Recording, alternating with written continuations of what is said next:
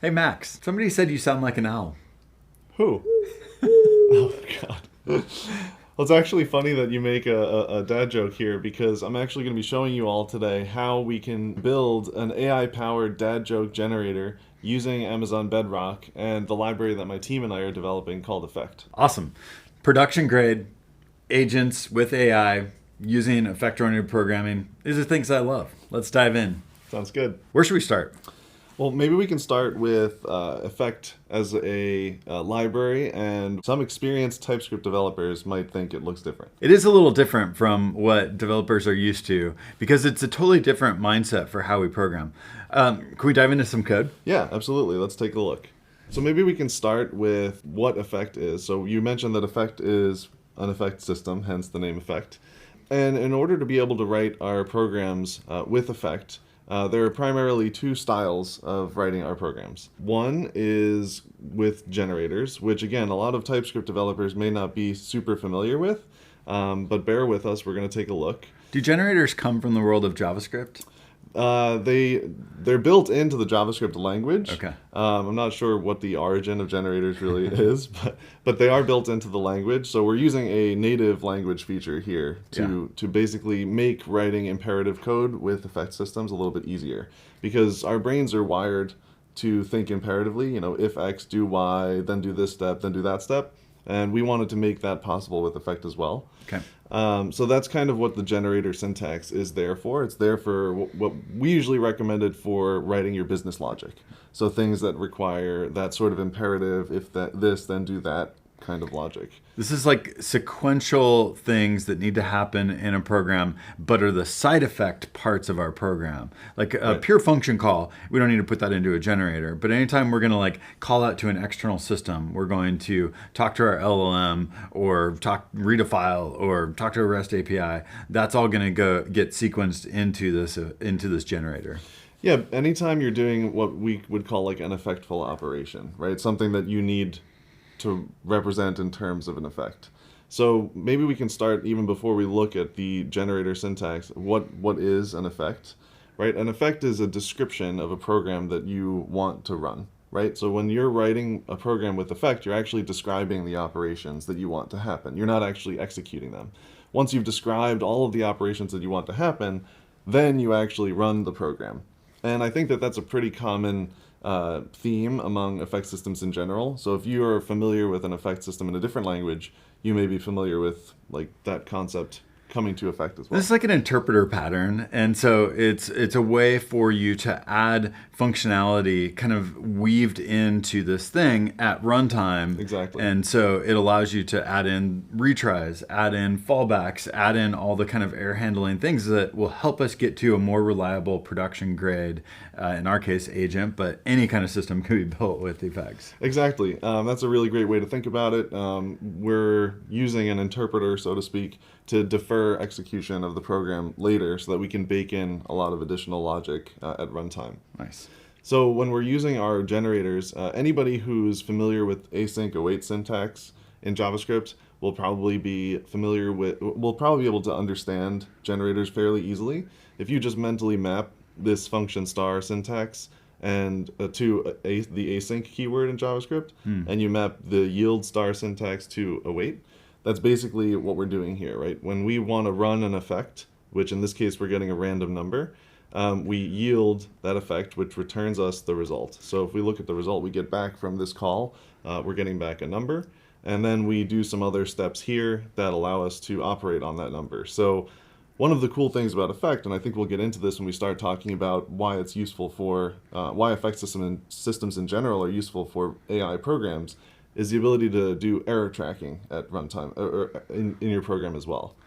So we're going to want to be able to know like, the inference call failed or my tool call failed, and we're going to be able to aggregate those errors as part of the effect system and then be able to decide what we want to do with those errors. Right, and you can accumulate the errors over time like in the type system. So maybe we can take a look. This program again is grabbing a random number and then checking basically if it's over 50, we fail. If it's not, we succeed, right? And if we look at the type of the program we get back, we can see that it's an effect that we've built up here. It can succeed with a number and it might fail with a string. We're going to maybe talk about this third type parameter a little bit later. Okay. But that's kind of the core of the effect type here. We can represent both successful operations as well as unsuccessful operations, which becomes really powerful when you're dealing with AI programs in general. And so if our program could fail with a tool call error, then that second parameter, which is currently a string, would have that tool call failure in that. But then we can also widen that to other errors as well. Exactly. And the more errors that you add into your program, they'll all show up in the error channel of the effect. We call it these types of parameters channels. And so as you're writing your program, you're accumulating all those errors. If you handle a particular error, it'll actually get erased from the type that's shown. So you really have a very clear idea of what's actually going on in your program. What can my program succeed with? What's it going to produce? And how can it possibly fail? Awesome. So that's kind of the generator syntax. We use it, again, for business logic, for imperative logic, things that allow us to think sequentially, like you mentioned. Yeah. Can we actually run that effect and, Sure. and see what happens? Sure. Let me run this particular effect. I know you've got some other stuff to show too, but We'll I wanna take a just see look. like what happens when we take that effect and run it. And I think some of the time it's going to fail, and some of the time it's going to succeed with a random number. Right. And so that was kind of the exciting logic of it, but gets us started with how we manage failure, how we manage calling effects, how we use the generator syntax. Exactly. And we mentioned before that when you build up an effect program, nothing happens until you actually run it. So right now, this program that we've assembled at the end here, we'll talk about what this pipe syntax is doing in a moment. This program's not actually going to run. It's going to build up this effect, but nothing's going to happen. So if I run this right now, we're actually going to get no output. What I need to do now is instruct my program that it needs to run. And we have a bunch of ways to do this in effect. But in this case, we're just going to do a really simple running the effect into a promise. And that's a JavaScript promise. Correct. Yeah. Yeah. So effect has very good interop with promises. Yeah. So you can incrementally adopt effect over time in your code base. You can import promises into effect, and you can also run effects to a promise. So if your code is already with async await, you can easily adopt effect over time.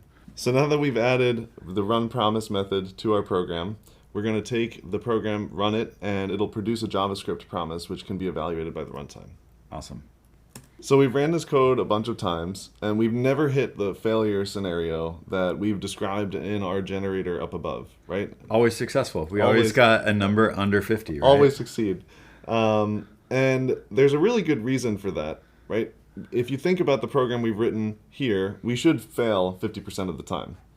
And the program is actually failing 50% of the time, but we've added some behavior here that we didn't talk about previously, where we're describing that if this program should fail, we want it to retry on a particular schedule, right? So with effect, we mentioned that generators are for representing business logic, for representing the imperative aspects of your code. But if you want to add behavior to those programs, if you want to compose different behavior into that program, that's where the pipeline syntax comes into play. So this allows us to append additional logic into our effect or onto our effects, so that then when we run it, we're not just running the initial effect, we're running the kind of aggregate of all the things that we've put onto that effect. Right, and we give it a fancy name of pipelines, but really all we're doing is sequentially composing function calls. And maybe it's a little bit easier to look at this with a visual. So effect exports this pipe method, which allows you to do this function composition. And if we were to write the composition of add 1, subtract 1, multiply by 10 without pipe, it would look something like this, right? First we multiply 42 by 10, then we subtract 1, and then we add 1, and we get 420. But our brains don't really think very easily in this sort of nested mess format, right? It's much easier for us to think about things sequentially, logic being applied one after the other. And so that's why we have this pipeline syntax. In the pipeline syntax, you sort of unnest everything so that you can execute these functions one after the other. The first argument to pipe is the input to all these functions, and then all the rest of the arguments in the pipeline are the functions that you want to then evaluate. So the input to every function becomes the output of the previous, if that makes sense. Yeah, I mean, the word pipe kind of explains that this is like moving things through this like pipeline. Exactly. Yeah. So we can do the same thing with effects as well, because we mentioned before that effects are not evaluated at runtime immediately. We need to actually run them. Effects are just values. So we can compose behavior onto those effects. And in this case, we're composing a retry behavior onto our program. We're saying, if this program fails, retry this 10 times, and you can do it on an exponential schedule. So this is going to do a retry with an exponential back off. Every time we fail, we back off in an exponential fashion. So then there's lots of different schedules. You can use the exponential back off, you can do a linear back off, you can do a max number of times. Lots of different options for how you schedule that retry. Precisely. And everything in effect is designed to compose, so you can compose different schedules together as well. But that's sort of getting a little bit more into like some of the different modules we have into effect, and might be a little bit beyond the scope of what we're chatting about Cool today. stuff and lots more to learn. Absolutely. Yeah. So great. So we've got our effect. We can run it. We can see how we can manage failures. That's all good. We've kind of got, I think, the foundation for effects and how it can help us get to production grade, just general systems. What about AI? Is that where we're going next? I think that is where we're going to go next. So maybe we can take a look at this second file in our project here. And this file introduces a new library from the effect ecosystem. The core maintainers of effect maintain the core effect package, which is designed to allow you to write production grade systems in TypeScript. But we also have a whole ecosystem of libraries that we maintain that are designed to do things like write HTTP servers, interact with WebSockets, run workers, and we also have an AI SDK that we've built that's designed to work natively with Effect and give you access to all of these cool features like error handling and all of the other cool stuff that we've talked about. Awesome. And of course it supports Amazon Bedrock. It does indeed. We do have support for Amazon Bedrock, and that's what we're going to use today. Our AI SDKs are designed to allow you to write programs without really thinking about the provider that you're going to use in the end. You can write your AI logic, the logic that's going to allow you to interact with an LLM, in a manner that you don't really have to care about which LLM you're going to plug in at the end of the day.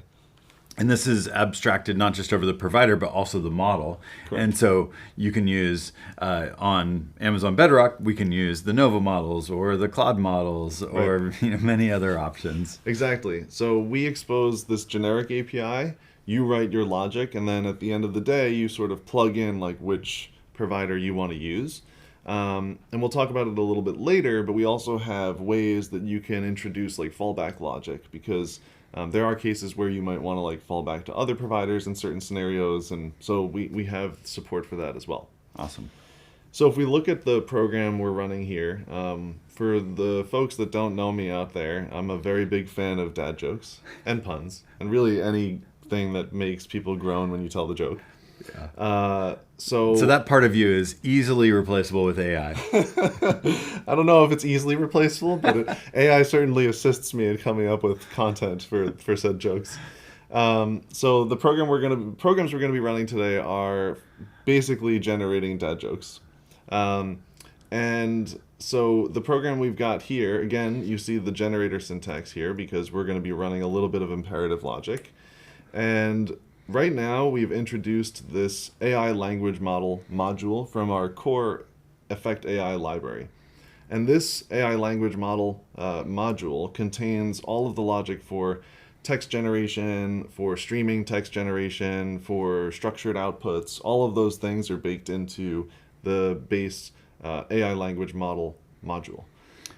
And that generate text method allows us to pass in a prompt, and I'm sure there's other parameters that we can pass in as well. Sure. And then that is an effect, and so that becomes managed just like the effects we talked about earlier, and so that then we can wrap the retries and the fallbacks and all the other ways to make this production grade around that just one simple effect. Exactly. And this program is pretty simple. We're going to generate a fantastic dad joke, and then we're going to log it to the console and then return the response. This response is a special AI response type that comes from, again, our core AI libraries.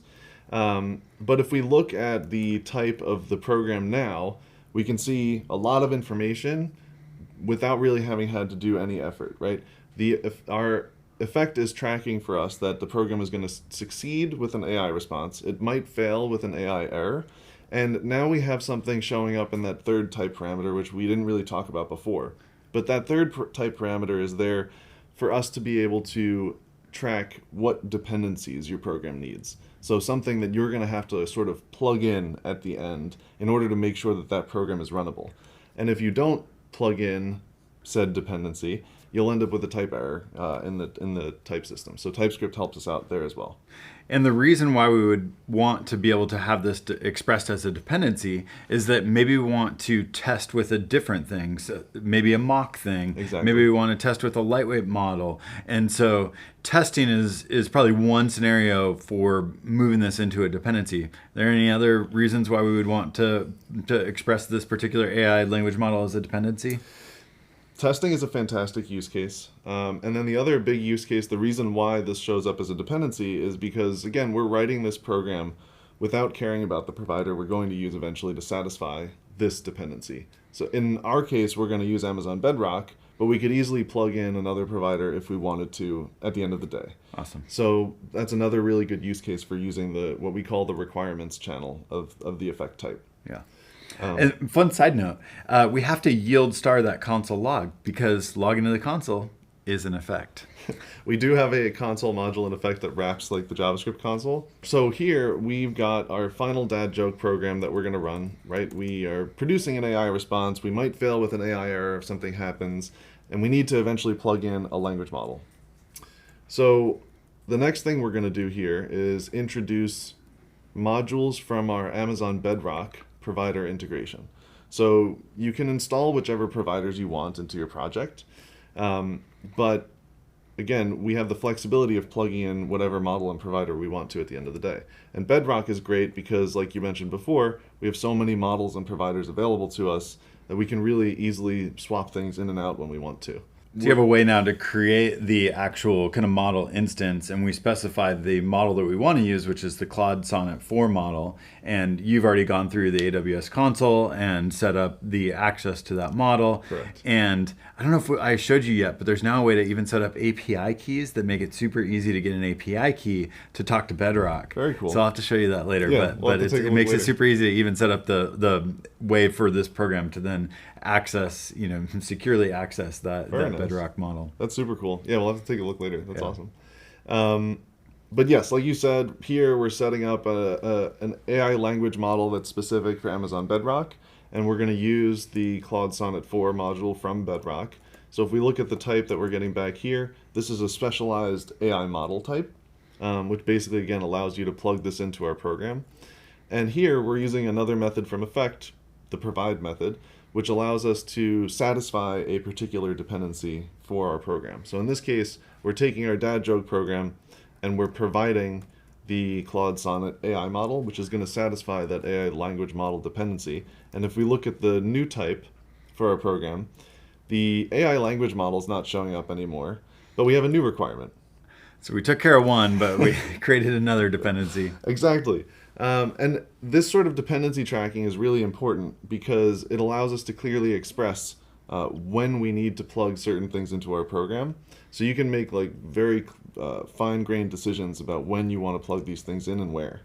But obviously, if we want to talk to Bedrock, we need a way of talking to Bedrock. And our Bedrock provider exposes a way to construct a client that can speak to Bedrock. In effect, we have modules to deal with configuration values and all sorts of other things, secret configuration values, which we call redacted values.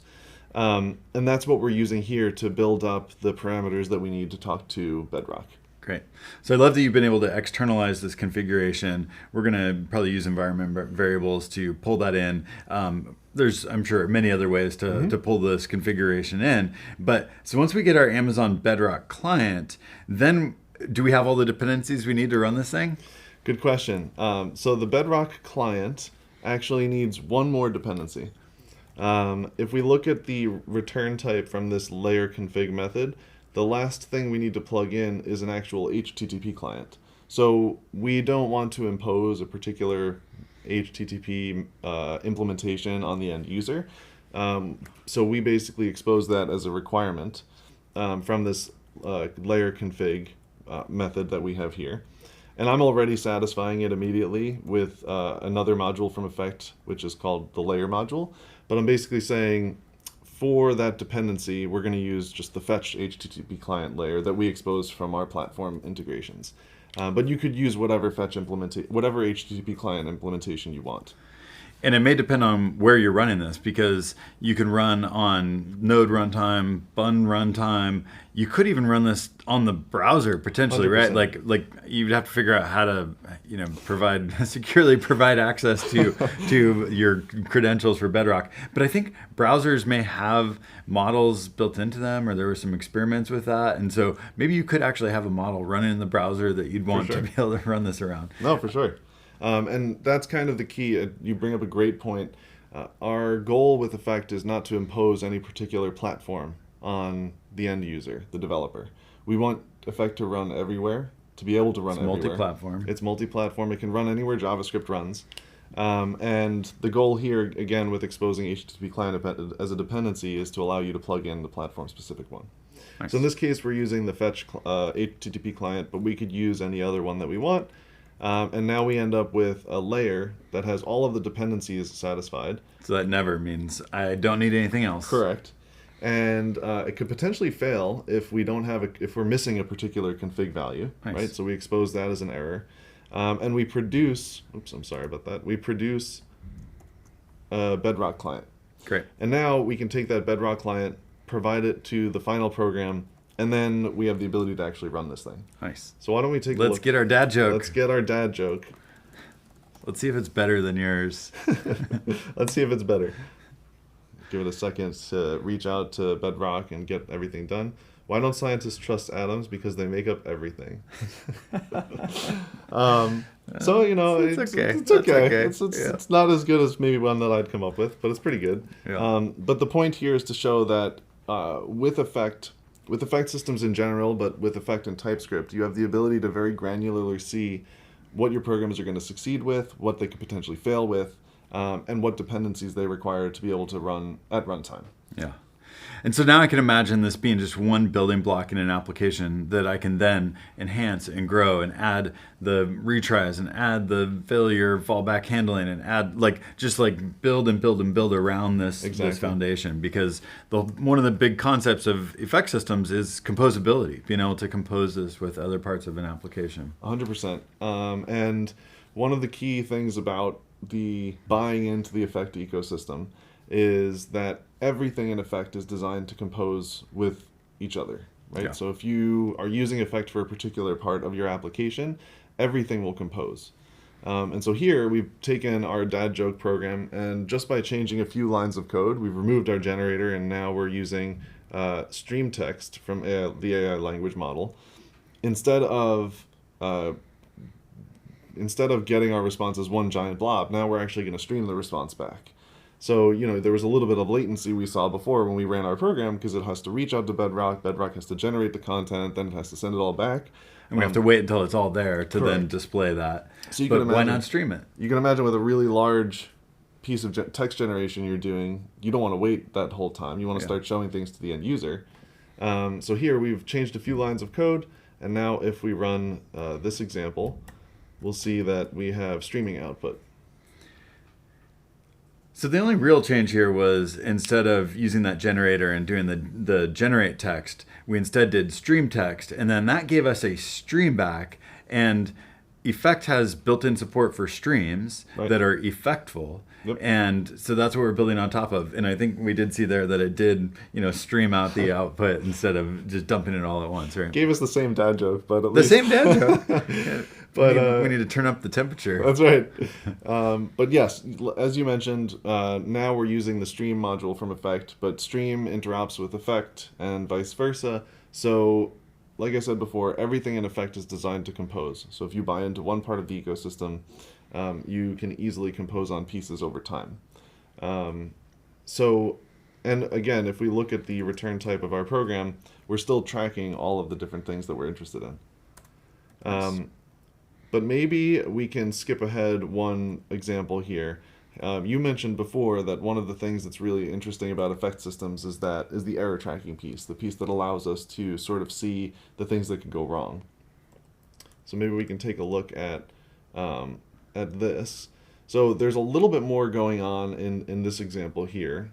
One way that we could potentially use errors as values in our program to our advantage, especially when interacting with large language models. So we talked before about how there are situations where if your program fails or if something happens, you may want to fall back to a different provider or maybe a different model. So here, I've got a little program running that still tells us a dad joke. So we still have the dad joke, but then you added something else in here too, which was the schema. Yeah, so I skipped the example from before because I wanted to talk about the error handling here. Okay. But we're now using the third method from the AI language model, which allows us to generate structured outputs, right? And Effect has a full schema module that allows us to describe the shape of different structures and allow us to do encoding and decoding on top of different data types. Okay. So here we're describing the structure of a pun. A pun is going to have three parameters or properties. A setup parameter, which is a string, and we're giving it a description here. These descriptions are critical for the LLM to be able to understand what type of information it needs to put into that structured property. So it'll actually get converted under the hood to a JSON schema here and get sent off to Bedrock for structured output generation. So this is one way to get kind of better reliability in our effect-based AI systems, because now we have a schema and we're going to try to get the data that's coming from the LLM into that schema. If it doesn't conform, then we're going to get an error, hopefully, right? Precisely, yes. If we fail to conform to this schema, we'll end up with an error.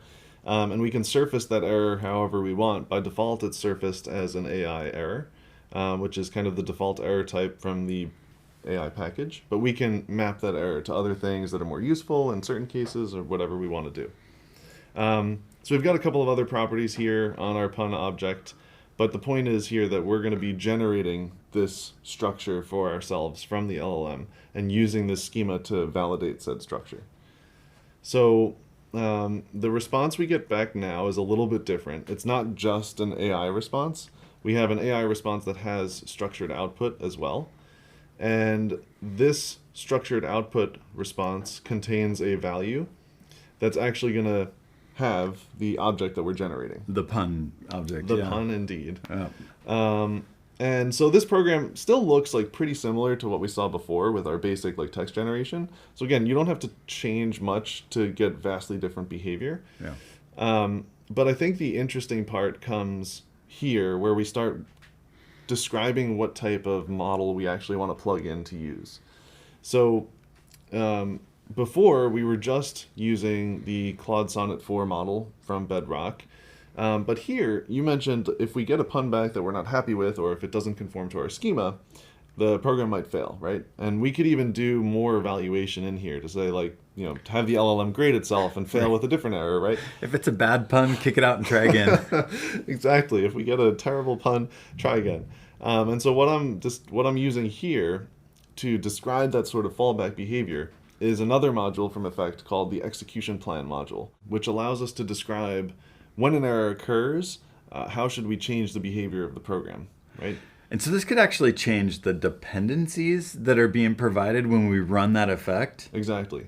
That's a great point you bring up. The execution plan module is actually designed to change the dependencies at runtime if your program should fail. Great. So our effect's actual dependencies didn't change, but what was being provided to it can change based on failures. And so this can be a great way to set up fallbacks to, like, okay, that didn't work, I'm going to try this other thing. And it's all done through just changing the dependency that's provided. Exactly. The point of the execution plan module is to allow us to swap in another dependency that satisfies what our program requires. So here we're saying if our program the first step of our plan is saying use Claude Sonnet and try it 2 times. And there are other parameters we could plug in here, like talking about a schedule to use for, you know, trying again, or, you know, describing like behavior of a predicate for like how long we should try this, or if we should keep even trying this step of the plan. But let's say that first step of the plan fails. Well, we can then describe a second step of the plan here where, maybe we got a pun that was subpar, right? Or maybe we didn't generate the right structure or something like that. We can fall back to maybe a more powerful model. So in this case, we're using Claude Opus. And so if the first step of the plan fails, the program will be retried again with the second step of the plan. And again, we'll give it 2 attempts and whatnot. So you can really control what happens at runtime with the dependencies you're actually injecting into a particular program. And so you can define your own execution plan, and that can have any kind of logic and progression and multiple ways to roll through different dependencies, and totally up to you how you want to do that. Exactly. And instead of using provide, we use a special method on effect called with execution plan that sort of drives the plan behind the scenes. It'll go through the different steps. It'll provide the dependencies where it needs to. Still used the same way as provide, but just a slightly different method to achieve the same behavior. And if we run this example, so I think we're in the error handling. Number 5. Number 5. So is there actually going to be failure on this one, or are we going to get it first time? I think we'll get it first time. I think Sonnet's going to do pretty good with our pun. Same pun, same really, joke as before. Really likes this scientist joke. But yes, the point here, the example is showing we can do structured output generation, but it really shows like how we can alter the behavior of the program at runtime if we need to. So you can use this for falling back to different providers, falling back if one's unavailable. You can use this for falling back to different models if you want higher quality output. It's very flexible, and it's not just for AI. You can use execution plan even in your normal effect programs to affect the dependencies that are provided to your program at runtime. So we're using it for the AI dependencies, but you could use it for anything in your program. Exactly. That's super cool. And then the nice thing about this is that our logic that is calling the AI and doing the dad joke part, that piece didn't change at all. This was like separated concerns. You've got the concern of the effect that's talking to the AI. You've got the concern of the dependencies and the models and how you talk to them. You've got the concern of the configuration and how you get that. And we're just composing all this stuff together. Exactly. And, what's nice as a developer is, you're often working on massive programs, right? And if you structure your programs in the kind of service-oriented pattern of using services to inject business logic in concrete components. In this case, we're using predefined services that Effect gives you, but you can create your own very easily, which we'll see in a moment. It makes not only your program much easier to test, but it makes it way easier for you to reason about what's going on, because you can see everything at the type level here. We can see easily that the things that we're producing, the things that we could fail with, and the things that we need to actually run the program. And you can validate that everything type checks. So this is going to help make sure that when you get to production, that you have all the types are aligned, that you haven't missed anything in terms of, oh, I forgot this thing doesn't align with this thing. Maybe we can show that actually. If we fail to provide, for example, the client that's required by our program, right? We need a Bedrock client here. If we fail to provide that, we'll actually get a type error that says we need to provide a Bedrock client to our program. So we get it right there in our IDE, but we also would get it if we ran TSC on this thing or something, right? And we also have a language service plugin for TypeScript, so you can install the language service plugin and provide it to your TS config. It's just a few steps, and it actually enhances a lot of aspects about effect development. So I don't think I have it installed here, but it would show things like the dependencies that we're missing. It would show a lot more information about the types that we're using. So we really try our best to improve the developer experience where we can. Awesome. Love that. So now let's take a look at maybe taking things even a step further into the realm of AI, right? I know. I want my agents. Well, to have an agent, we need to be able to call tools, right? We need tool calling in order to drive behavior that our LLM doesn't have by default. And so our core Effect AI package also has the ability to define tools in the form of what we call a toolkit, a collection of tools that you can give to your LLM to call. And we leverage Schema, which we saw previously very heavily in our tool definitions, for the purpose of allowing the LLM to easily serialize and deserialize values, but also for the purpose of allowing us to construct JSON schemas on the fly, because a lot of these tool calls need to be represented as JSON schemas. So for parameters and things like that.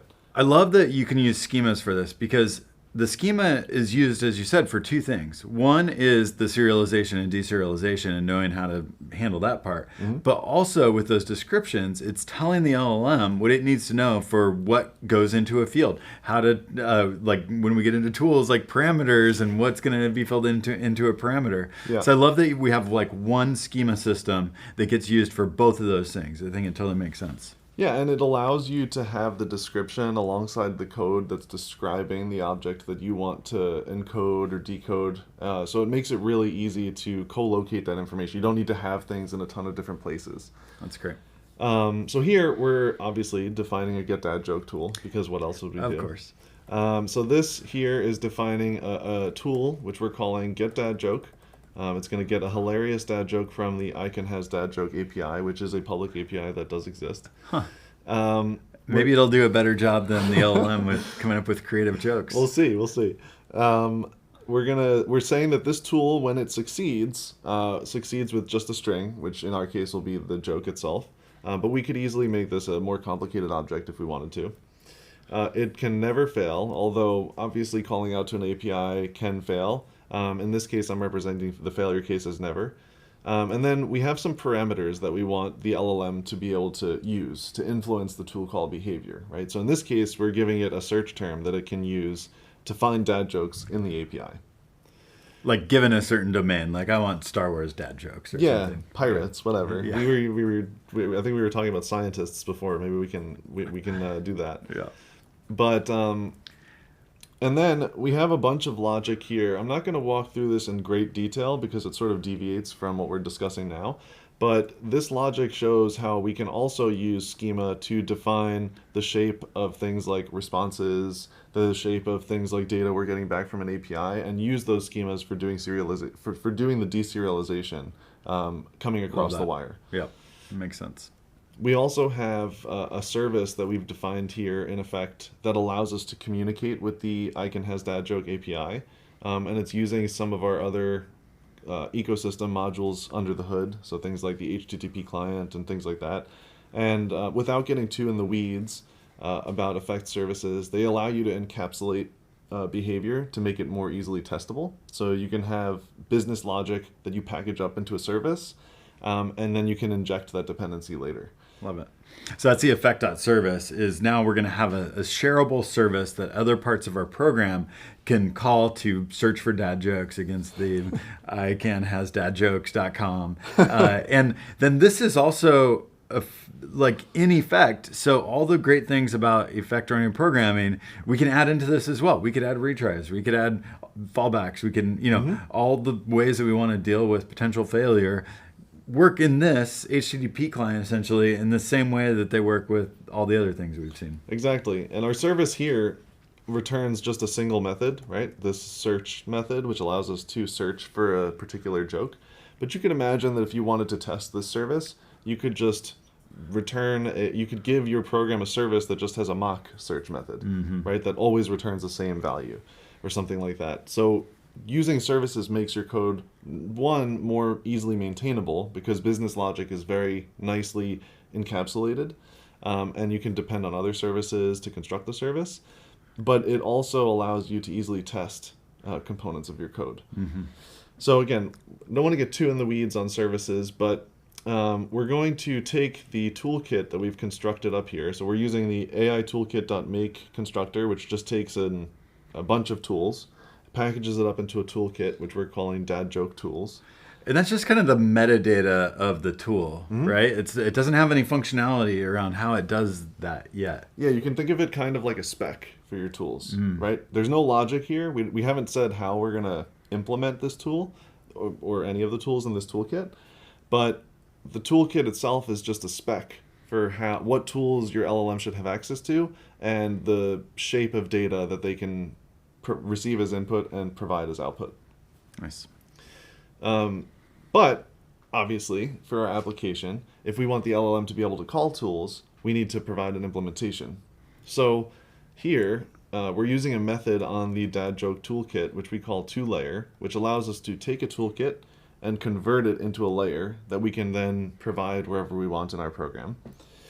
And we're going to, in the constructor for this layer, we're going to grab our ICANN-has-dad-joke service, which in effect we can just yield things. You can just yield things in effect.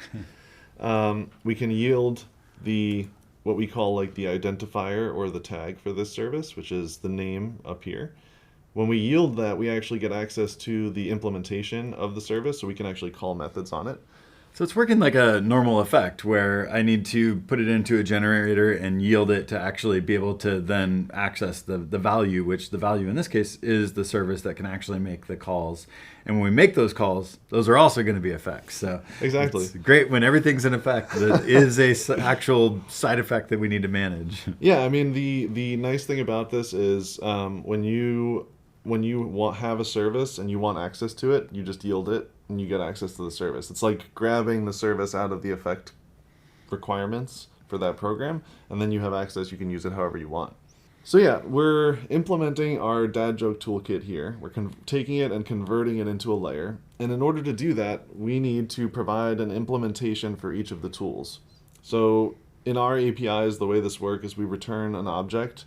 The key of the object that we return is the name of the tool we're implementing. And then the value is a method that gets called. So this search term parameter is inferred from here. From the shape and the schema. Right. That's great. So from the parameters of the tool that we've defined, we then infer the type of the parameters that we get when we're actually implementing.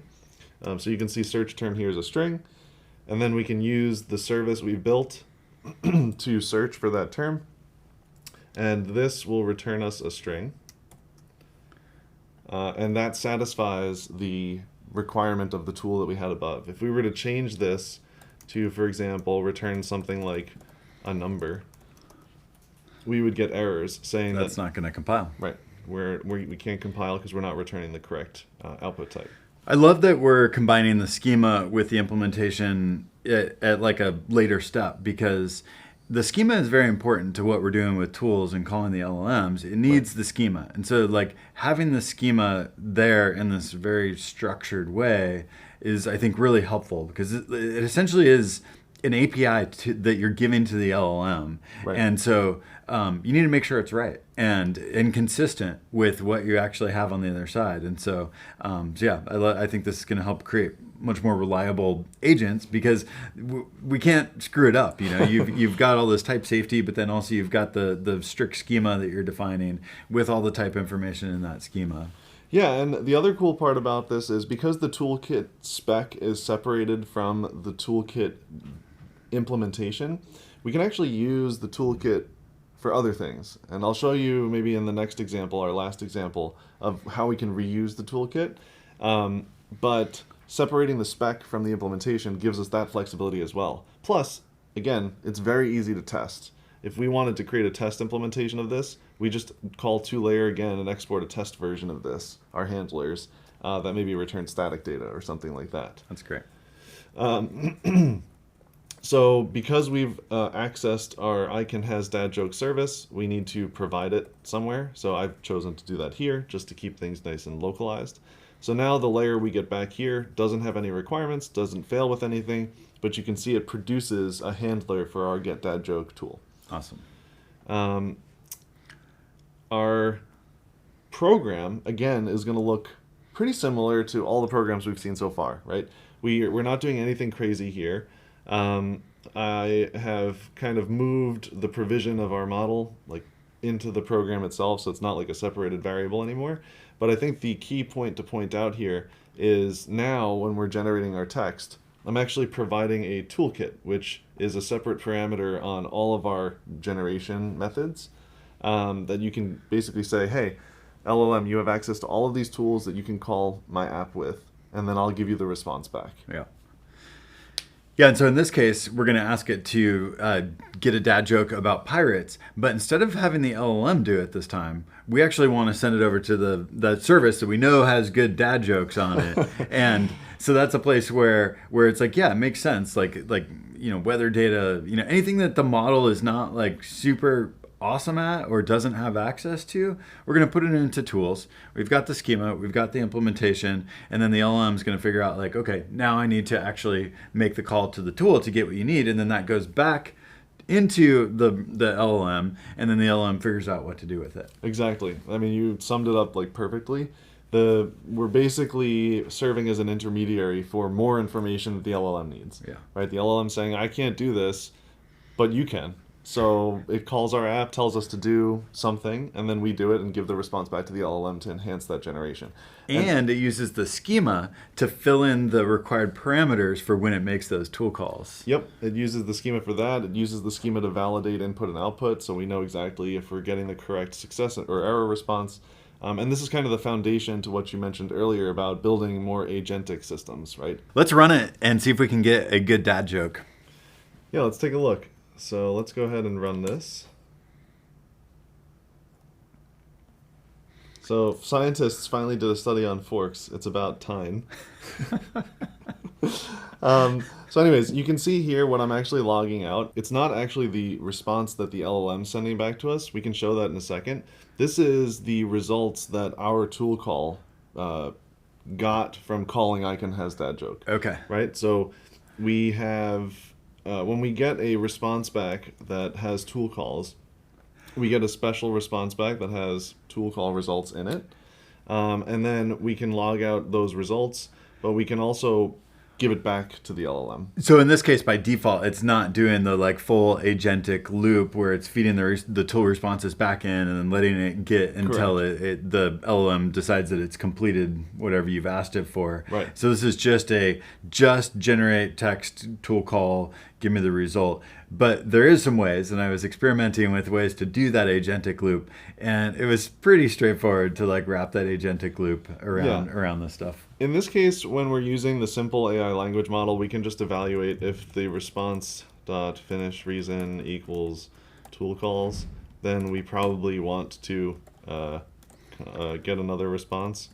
Next response equals yielding our AI language model again and generate some text. Yeah, just feed it back in. And we can literally just feed the response back in because our AI response type is able to be converted into a prompt. So we basically load in all of the previous context.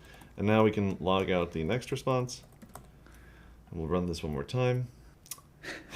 Here's a hilarious dad joke. Scientists finally did a study on fork. It's about time. At least it's a little bit different than the joke we got previously. Well, and it did wrap it with some additional context. Like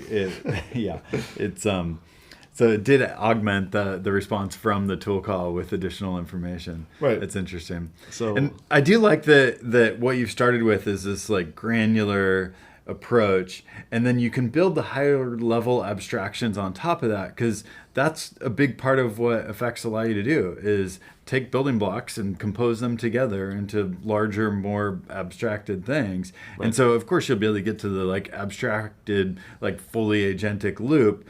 But if you want something very granular control, you can drop down and just call this API for get text. So I love that there's that ability to stretch across kind of both ends of the spectrum. Thank you. Yeah, I mean, I think that the goal is to give you as the developer as much control as possible. And like you said, there are some higher level APIs we can use, but this kind of demonstrates the lowest level we can get to. And maybe one thing we can take a look at, since we mentioned it before, is how we can reuse toolkits that we've already defined.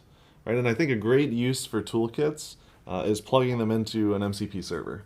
Right? And you love MCP servers. I love MCP servers. So yeah, let's see how we can use that schema and toolkit and all that we already have and MCPify it. MCP servers are great. They provide us a lot of really cool functionality that we can then expose to our end users. And Effect does have a built-in MCP server implementation that's totally custom and designed to work with Effect. I've got a bunch of different examples in this file, like exposing templates, exposing prompts that you can load into the MCP server. But I've also grabbed all of the dad joke code that we had before, and I'm also plugging this into the MCP server. So if we scroll all the way down here, we can see a bunch of different layers that I'm plugging together here. But the key component that I think is very interesting is this layer that I'm creating right here. So our MCP server module exposes methods to create layers for your actual server. And we support both standard I/O, and we also support streamable HTTP. Nice. We're working on a client for MCP as well. It's not out yet, but we are working on it. And in this case, we're just going to use standard I/O to kind of demonstrate the different functionality that you can then expose. But if you notice, the toolkit is the same. We haven't changed anything about the toolkit, so we can reuse it for the purposes of MCP as well. Awesome. And maybe we can actually run this with the Model Context Protocol Inspector to kind of test it out in the browser. So just to summarize, you took the schema that we were using for the kind of local tool calls, and you now are using that to create the MCP server around that. And so the schema, the definition of the AI toolkit is the same. The functionality that you're wiring that with is the same. And now you're just going to take that whole thing and say MCP serverify this thing. Yep. And now, like, super easy. I love it. We can actually even see where it's happening if we look at the code. I'm merging together the layers that we're building for both our templates, our prompt, and also the toolkit itself. And then I'm just providing all of these layers to the MCP server layer with this layer provide call. So kind of like you said, we're literally just plugging everything in to the MCP server and giving it access to all of this additional information. And in this case, using the standard I/O MCP server, but we could use the streamable HTTP one alternatively and put this up on AWS. Exactly. This could easily run on AWS as a streamable HTTP MCP server. And if we take a look at it, if we connect to our server, we can list all the tools we have access to, and you can see our Get Dad Joke tool here coming from our toolkit. The description of the tool is coming from the schema that we defined before. And we can insert search terms, just like we had in our schema. So maybe we can do scientists again. Good old scientists. And run the tool. It's the same joke. The same joke. Let's try something different. Some very non-deterministic results today. Let's try pirates. Yeah. Why are pirates called pirates? Because they are. They are. But we also have access to all the other things we exposed from our server. So the prompts that we were showing before, and we also support autocomplete. So we have some like mock autocomplete defined in this example, but you can set up auto-completion as well. Oh, and I see an effect there. So of course I could generate those autocompletes from something effectful. Wherever you want. It's fully like effect. So everything here supports running effects to get this information. So we can do things like, and you get all of our auto-completed output here. We can get prompts, and then we also, I think, had resources defined here. Maybe it was a template that we can fetch or something like that. So full MCP server support. And our example there with the Get Dad Jokes, that was not actually an agent, but one of the things I've been playing with, which I'm going to create a sample for once we get the MCP client support, is the ability to have tools as agents. And this is a way to do like inter-agent communication so that we can actually take an agent, expose it as a tool, and then use it in another agent. And so I'm going to come up with the sample that does that for TypeScript in effect. That's very cool. I would love to see that example when it's ready. But yeah, we've demoed a lot today about effect and all of the different things that you can do with it. We focused on the AI use case, but I want to be very clear that effect is designed to allow you to write production-grade TypeScript. We have a lot of modules on top that allow you to do AI, HTTP servers, blah, blah, blah. But the point is that effect is designed to allow you as the developer to write production-grade TypeScript. We have a Discord server with a fantastic community of folks that are always willing to help because we know that the learning curve is a little bit high with effect. It's basically like writing another language inside TypeScript. Even though it is just TypeScript, it looks like another language. But the community is fantastic. We've got a lot of really great folks who are always willing to help. And going back to the AI use case for one last point, you know, one of the things that I think people are very interested in, you kind of mentioned this, is kind of the agentic aspects of the things that we can build with all of the AI SDKs that are out there. But one of the other things we're working on with Effect is allowing you to build workflows that embed AI logic. So durable workflows written in native TypeScript that allow you to do things with AI or do anything else that involves a durable workflow. So we already have an alpha release of Effect Cluster available for folks to test, and there's an alpha release of Effect Workflows out there. And folks are already testing running AI agents on top of Cluster with workflows to make sure that their agentic interactions are as durable and consistent as possible. I think this is great because this is one of the challenges with these like large agent-based systems is we've got lots of agents. They all need to figure out how to interact, and they have to figure out the right way to share state with each other. Right. And that's where things get really tricky. Yep. And so I love that you're bringing this whole ecosystem together with effect-oriented programming, with AI, with durable shared state across a cluster. All that stuff I think is really helping build the future of agentic workloads. I'm glad it works with Amazon Bedrock. So this is all fantastic. Max, how do people get started with this stuff, particularly for running on AWS? That's a great question. There are actually a couple of community-made demos for deploying Effect clusters straight to AWS already. So it should be pretty easy to get started, and we can include those links in the description. Awesome. And then what about joining the community? Where can I get help? Also an excellent question. I would go to the Effect website for anything documentation related, anything you want to learn about the stable modules in Effect. But you can also join our Discord server from the website to become a part of the really awesome community that we're cultivating around Effect. Awesome. Great. And do you happen to know, how do object-oriented programmers get wealthy? I'm not sure how. Inheritance. All right, that was a good one.